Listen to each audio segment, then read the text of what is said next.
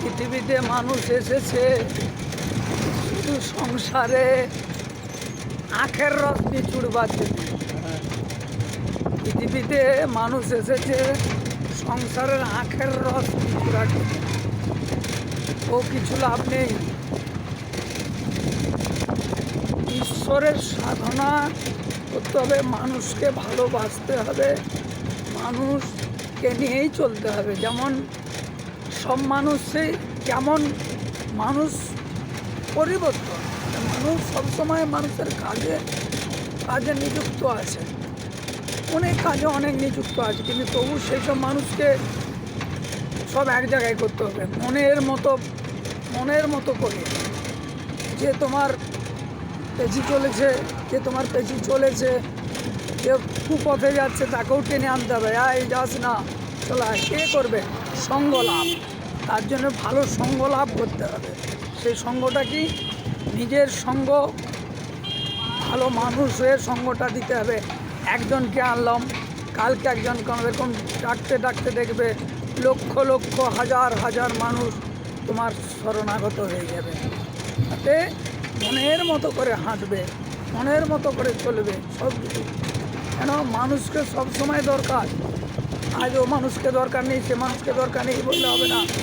সবাইকে দরকার। পাশের লোক কেউ যেমন দরকার, দূরের লোককেও তেমন দরকার, হৃদয়ের লোককেও দরকার। মানে মানুষ হিসেবে মানুষকে সবসময় পাশে সবসময় দরকার। এই জন্যই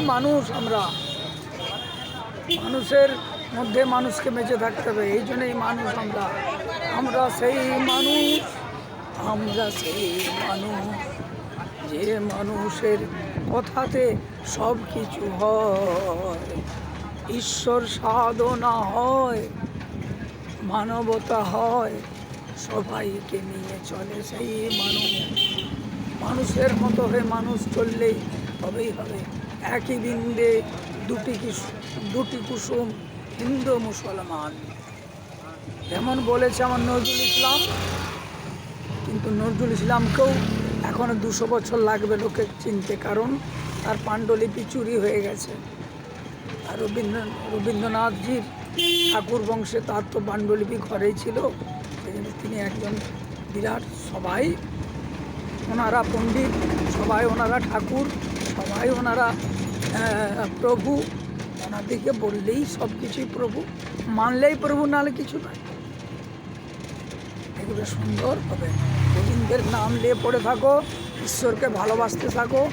যে যেখানে আছে সে সেখানেই থাকুক, মনের মতন করে চলতে হবে আমাদের একটাই কাজ, সুন্দর থাকা, সুন্দর খাওয়া, সুন্দর পড়া, সুন্দর ভালোবাসা রাখা, ভগবানের সেবা করা।